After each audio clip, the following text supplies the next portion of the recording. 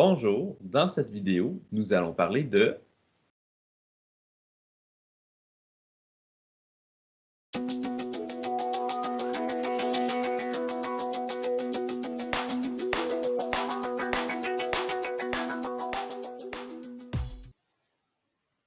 rétroagir sur la tâche à l'aide de grilles ou de guides et même de commentaires à l'intérieur de Moodle. À l'intérieur de Moodle, on est en mesure d'utiliser des grilles de correction et même des guides de correction, et en plus de ça, on peut y ajouter des commentaires. Je vais commencer au niveau des grilles de correction. Je vous montre un exemple de création d'une grille. Donc, à l'intérieur d'un devoir, je suis en mesure d'aller ajouter une grille. Dans ce cas-ci, j'ai sélectionné dans les paramètres la section grille.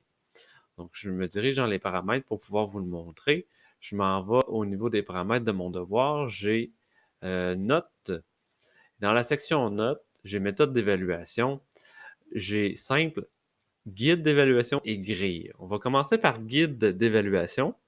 Je vais enregistrer et je vais tout simplement me diriger vers mon devoir et je vais en créer une. On peut, à l'intérieur de Moodle, donc créer une grille et par la suite la réutiliser, chose très intéressante. On voit à l'intérieur ici, je suis dans la création d'une grille. J'ai mis un titre, je pourrais mettre une description. Donc ici, je pourrais écrire notion travailler en classe. Donc, c'est vraiment mon premier critère d'évaluation. Dans ce cas-ci, on pourrait dire aucune notion qui a été travaillée, on met 0 point. Peu, donc quelques notions. On pourrait écrire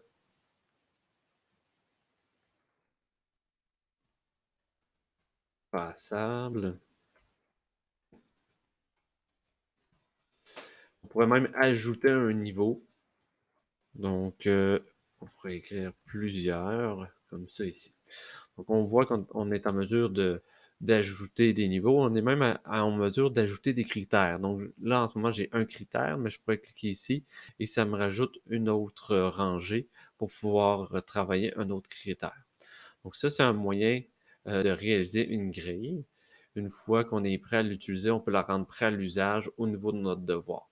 Bon, dans ce cas-ci, moi, je vais tout simplement aller chercher un devoir dont j'ai réutilisé une grille. Je me dirige à l'intérieur de mon devoir, dans la section définir une grille d'évaluation, et on voit la grille que j'ai réutilisée ici. Donc, j'avais déjà utilisé une grille et là, je la réutilise. Pour savoir comment faire pour réutiliser une grille, il faut être dans le menu du devoir et on peut aller dans évaluation avancée. Donc, dans ce cas-ci, étant donné que j'en ai déjà choisi une, il me propose supprimer le formulaire, mais sinon, ça va être utiliser une grille qui est déjà mise en place. Donc, moi, ce que je vais faire, c'est que je me dirige ici pour vous montrer la grille. Quand même assez, il y a quand même beaucoup d'éléments à l'intérieur. Et j'utilise cette grille-là.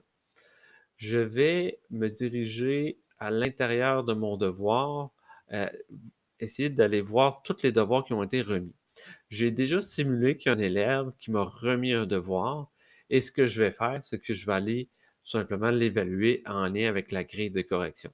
Dans ce cas-ci, l'élève m'avait envoyé un Word dans lequel je suis en mesure, dans la section complètement à droite, d'utiliser une grille de correction. Donc, j'ai ma grille qui est complètement à droite ici. Je pourrais la grossir en utilisant le bouton qu'il y a ici. Et au fur et à mesure, je dois sélectionner les sections. Donc, les points vont s'ajouter automatiquement. Donc, je sélectionne et je peux même ajouter des commentaires. Donc, si des fois, il y a des liens vers des vidéos, vers des ressources qui peuvent être intéressantes à cibler pour aider l'élève à s'améliorer, on peut ajouter des commentaires et des liens à l'intérieur ici. Donc là, j'ai sélectionné les éléments et j'ai tout simplement à faire enregistrer les changements. On va aller voir la version de l'élève. pour avoir un visuel au niveau de l'élève. Qu'est-ce que ça donne?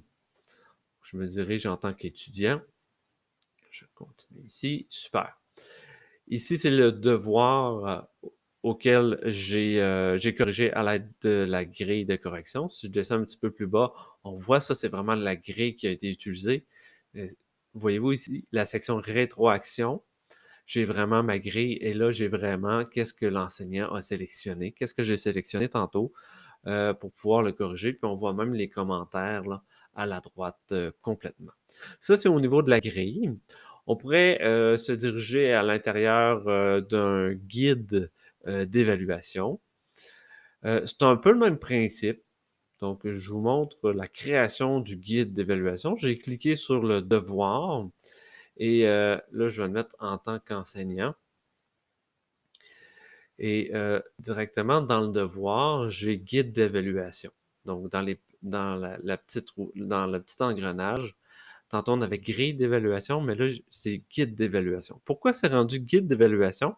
C'est parce qu'à l'intérieur des paramètres de mon devoir, si je me dirige dans la section notes, ben, je n'ai pas sélectionné grille, mais j'ai bien sélectionné guide d'évaluation.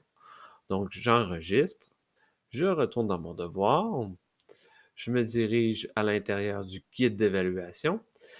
Dans ce cas-ci, c'est un nouveau guide. C'est le même principe qu'une grille d'évaluation. Je peux réutiliser un guide. Dans ce cas-ci, c'est un nouveau guide.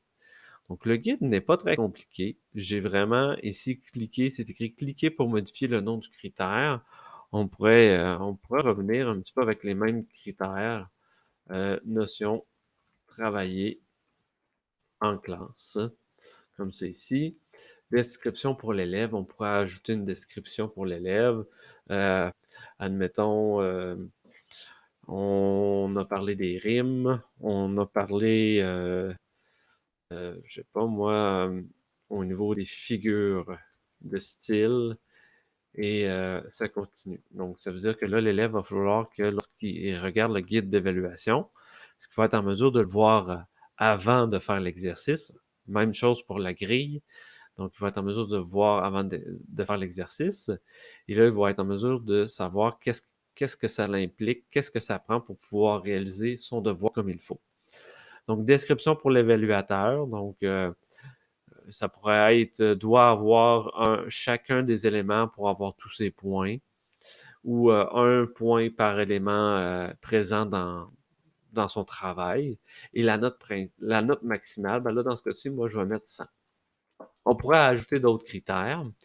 Et là, il y a une section que je trouve super intéressante, c'est ajouter un commentaire fréquemment utilisé. Donc, lorsqu'on va venir pour pouvoir faire une rétroaction au niveau du guide d'évaluation, on va être en mesure aussi d'aller ajouter un commentaire. On peut programmer à l'avance des commentaires. Donc, dans ce cas-ci, je pourrais écrire bien, parfait, à travailler, je sais pas moi, super. C'est sûr que là, j'y vais simple, mais on peut créer une banque de commentaires qui sont déjà pré-programmés de cette façon-là. Et lorsqu'on va arriver pour évaluer, ben, ça va être très très simple. On va tout simplement cliquer sur Parfait et il va s'ajouter tout seul. Donc, je vais faire annuler pour ce cas-ci. Je vais me diriger directement vers un guide que j'ai déjà créé au niveau d'un autre devoir. Donc, en tant qu'enseignant, je vais aller consulter tous les travaux remis. Dans ce cas-ci, j'ai un travail qui a été remis par un élève. Je clique sur Notes. Là, je rentre dans la section à laquelle je peux corriger le devoir. Étant donné que j'ai un guide, c'est un petit peu, le visuel est différent de la grille. Bon, ici, j'ai un premier critère. Et ensuite de ça, je pourrais ajouter un commentaire par rapport à ce critère-là. Tu as oublié, excusez-moi, d'utiliser euh, l'alexandrin, par exemple. Comme ça ici. Insérer un commentaire utilisé souvent, c'est les commentaires qu'on a préprogrammés. Donc, dans ce cas-ci, je pourrais écrire peu d'efforts investis, puis il s'ajoute automatiquement. Ici, je l'ai écrit, mais le commentaire, on peut aller le chercher déjà à l'avance. Et là, ben, je pourrais écrire peut-être 60 dans ce cas-ci. Afficher les descriptions ou cacher les descriptions. Bon, dans ce cas-ci, moi, au niveau des descriptions des évaluateurs, je le cache pour les élèves. Et pour les critères pour les participants, je les affiche, tout simplement. Donc, ça fait le tour au niveau de la rétroaction, au niveau des grilles et au niveau des guides à l'intérieur de Moodle et des sections commentaires. Donc, ça en était une. Puis dans les grilles, était complètement à la fin. Sur ce, bonne correction, bonne rétroaction.